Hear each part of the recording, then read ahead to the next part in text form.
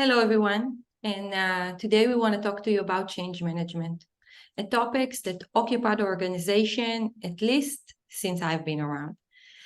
Let's check if there is any significant change that is connected to future work that is introduced to us today that make us think differently about change management. And of course, the answer is yes. Change management is the way organization evolve. It was a challenge through all the time managing these challenges, but it's part of organization life. If organization will not change, will not evolve, will not introduce new things, organization will not be able to keep up. And there is numerous of names that we are all familiar with that ended their journey as an organization, as a company, because they couldn't adopt change, they couldn't introduce new innovative solution.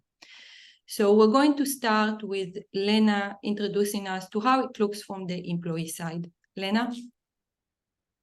Yes, so as we said in our introduction video, we're going to approach every topic from both perspectives, from organizational and also personal, right? Because organization is just some of the people. So understanding why it's difficult sometimes for us, for human beings, to adapt the changes, to face this, I guess, unknown, is will then help to shift organizational the shift how organizations implement their change. So I actually want to share my personal experience with you. When I was a consultant in IT, I was a business process consultant. And I remember one of the projects I was working at Fidelity. And my job then was to train a team of employees on this new workflow that I have designed. And some people were really excited, they were open-minded, they were eager to learn, but there were also some people who were almost, I would guess, sabotage probably is the right word. They were sabotaging their training by showing their impatience, and like even this guy would pick up the book and smash it on a desk, really showing how unhappy he was. And he was just saying, why do we need this? This is all rubbish. The old ways were just as good. And completely shut down to the change in the idea. And also, that the new does not mean danger. Actually, the new means growth and expansion. So why do we do this, right? And we've all done it in some parts of our lives, whether it's at work, when, we're being asked to learn something new, or in our personal dynamics with our friends, with our family, with our loved ones. Well, firstly, we must realize that we rely so much on our logical, rational minds, and our mind's job is to keep us safe. So basically, anything that feels familiar and predictable is great, then we're in our comfort zone, because remember, comfort zone means being safe. But if something doesn't feel familiar, if something doesn't feel predictable, then the mind screams danger. It just wants to warn us. It wants to protect us. It's like, hey, don't do that. The worst thing can ever happen. And if you don't aware that it's just our thoughts and our beliefs and the patterns that are playing out, then we can sabotage our growth, and that can actually lead to stagnation. And yeah, it doesn't just come to jobs. It happens in all areas of our lives. So one important thing, that we really need to acknowledge is that without the changes, without stepping into the unknown and embracing the unknown, we cannot grow professionally, right? And sometimes, actually always, from what I've seen personally, and also with, people I interact and I work with, that some of those biggest challenges, some of those biggest things we think we cannot do them, are our biggest blessings, because it's only by stepping outside our comfort zone we can grow. And I, at least personally, believe that's why we are here. We're here to grow and to learn and to expand, not to stay in our comfort zones. So, one of the phrases, I can't remember who said it, but the only permanent thing in our life is change, right? Because everything is fleeting, everything comes to an end. So the change is the only personal. So when we learn how to embrace it and not be afraid of it, we just become free. We become free within ourselves. So I just want to share with you guys like 4 steps to, if you're struggling with change, if stepping into unknown feels really, really comfortable, and even though you may sense that this would be a good thing for you, maybe even applying for a new job, to pursuing this certain career or whatever that is, right? If you are afraid to do this, I just want to share with you 4 steps that may actually help you to break through that, because sometimes we really need to feel the fear and do it anyway. So first of all, from a job perspective, from organizational perspective, if you have any concerns about embracing the change, you can express it to your manager instead of ruminating or gossiping about them. Because what I find is sometimes just getting more clarity about the information, what exactly does it mean, how it's going to impact you, just getting some more information can really release the resistance. Also, check where else in your life are you resisting the change? Maybe when somebody shares with you new ideas or the new way of doing things, you shut down to them, or maybe you challenge the people. So that means that like basically comes to self-contemplation, self-realization, and just like ask yourself questions. Where else am I closed off to changes? Where else am I choosing, because it's all a choice, where else am I choosing to not grow, not allow myself to learn new ideas? Another great question to ask yourself is, what is the worst thing can happen, right? Because remember, our biggest growth can only happen when we navigate through those challenges, through the unknown. Because when we live, when we work, and we always like do predictable things we've done in the past, or they're, more or less similar, growth isn't possible. So ask yourself, like, seriously, like, what is the worst thing can happen? And when you answer that, ask yourself again, and then what? Write it down. And then what? And you will see that actually when you get to the cause of it, it's probably actually nothing. And the last point I want to share with you is another great question, and that's my favorite one. That's what I always ask myself, and that's how I make every single decision. How would I feel after? So if something terrifies me, if I know I've got to do something, I haven't done before, maybe I have done it before, but I know it like really makes my heart beat and my stomach burns with nerves, I ask myself, how will I feel after this thing is done? Right? And if the answer to that, I will feel expanded, I feel like I've grown, I feel like I've learned something new, then you know what? You've got to feel the fear and do that anyway, right? And so these are just the 4 things I wanted to share with you. And as I said, you can apply it to professional and also to your personal side. So now, part obviously of the organizational change, when we look at it from organizational perspective, is obviously understanding the personal dynamics, why individual people may be resisting to change. And I hope now I've clarified that side for you a little bit, and I'll pass over to Sarit, who will then help us understand how this can all fit into organizational context. Thank you, Lena. So definitely we can work with the information that you have provided, because as the business side, we have a higher picture to deal with. And as Lena said, employees, personal perspective of employees is part of how we are going to navigate change. First, I would like to set the context that organization has to change. If in our personal life we can deny change, we can get control, organization is the only place that it's actually natural to talk about change, to defy the change. Organization will not be able to survive and to step up to ever-evolving landscape of competitors, of technology, of economic situation without change.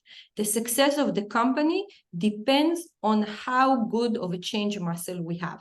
And with the accelerating stage of technology, we even have to do change really, really fast. There is a lot of policies and methodologies that were implemented during time, like Agile, for example, on how we are actually doing change by breaking it to small changes that over time will lead us to a complete change.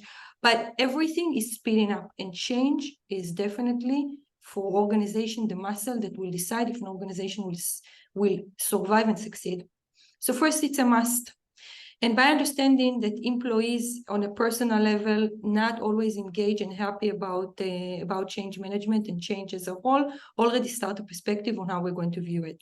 And how do we bridge between what we have to do in order to keep the company growing and successful, but also accommodating the personal need of our employees, because definitely the human resources is our most vital resources. We will not succeed to do it without it.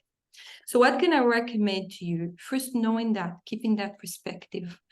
As leaders, we are part of the journey of a leader, and being a good leader is understanding that, and from there to draw is reaction. As a leaders, we are visionary. When we are introducing change, we need to understand we are moving the organization, not necessarily everybody can see what is the end goal of where we are driving the company. And this is the first recommendation that I can give you. As much details as you're going to provide, as much as you're going to be confident in us achieving that, as much as you're going to emphasize again and again, we are strong, we're going to do it. And of course, be very, very, very open and knowing that this is not going to be a smooth ride. There are going to be bumps in the road. But as more as you're going to be open and provide a lot of details to where we are moving the company, where we are drawing with this change, what is the outcome, the more fear resistant that you're going to have, and more people who are going to be engaging in the change. Having another tip is having an open conversation about it, asking for feedback, not understanding that when we are changing, when we are managing change management, we have to accept the fact that we don't know exactly what is going to happen in the way. And then asking for feedback from our employee, having regular roundtables, asking for feedback, having an open conversation through the management, through the organization, through every department, will have the employee have a methods to where their voice can be heard. First, it's going to embrace a culture of actually doing stuff together. People would want to embrace and emerge in a change where their feedback is being heard. And an open communication provide that engagement and that incorporation in doing change, and actually provide a good culture to the organization. They will feel part of the change. And that's exactly what we want. We want people thrilled in our new vision, incorporating, knowing they are working in an open environment where their feedback can't be heard. And this is where it lands me to a little bit of a tricky situation. And I have to be honest with you. Through the years, I met a lot of leaders. And there is a lot of people that went out from a lot of very prestigious business schools. And what I'm saying here is actually incorporated and very aligned with a lot of messages you're going to hear in business school. But there is a difference. And that for me is authenticity. Meaning, if you're going through the step and you're doing a feedback just for the heck of it, your employees will know it. If you're not really incorporated to getting the feedback, acting about good ideas and having a culture of embracing and just complimenting somebody who got a good feedback from every feedback that you thought you can act upon, everything that I said is not going to be embraced. You have to be authentic. You have to be honest. You have to be human, and you have to understand, to have an open mind. If you're not, and you're just going through the checklist, I'm telling you, change management is not going to be embraced in your conversation. And that's actually the personal tip I can give you.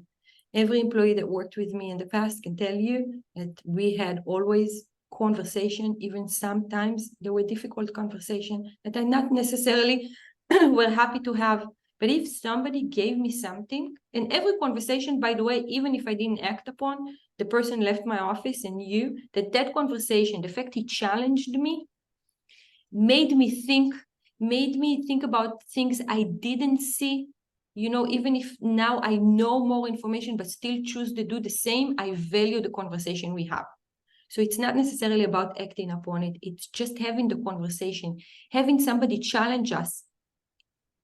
on our vision. It's a great thing, and we should embrace it around the organization.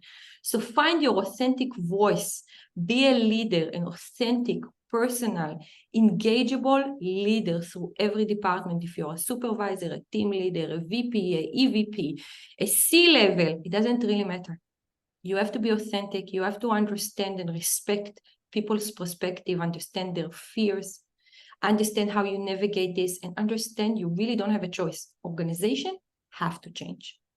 And I think that summarized my perspective. And if you have questions for us, challenges, you want us to dig more, that's what we are here for. So I just want to add something really quick from what I like, basically to summarize, I think what you both said, that change requires human to human connection, isn't it? It's like for human to understand themselves, and also as leaders for us to really connect on that authentic leader on authentic level with other people, because without that connection, it's going to be really hard to navigate through challenges together as a team. I know, it's just, I'm adding one thing, is on a personal level as an employee, even as management, we have our personal perspective. So for example, I'm a C-level or a EVP or a VP or a supervisor. If the organization is not going to embrace the change, I have a personal decision if I'm staying on board or not. But if you are on board, okay, you need to understand that part of your job as a manager, you don't have a choice. Organization need to change. I can decide on the personal level, I'm sticking to my haircut as long as I want. I'm buying the same clothes for over 30 years, okay? This is me. I don't want to change. But you need to understand part of your job. The minute you're part of this management, organization has to change. It's part of the successful of the organization. So you have to even be authentic about that. Understanding your part in the formula of organization and what is your job. This is your job. The only permanent thing is change. So let's embrace it and let's be authentic about it. Exactly. So until next time. Bye. Bye.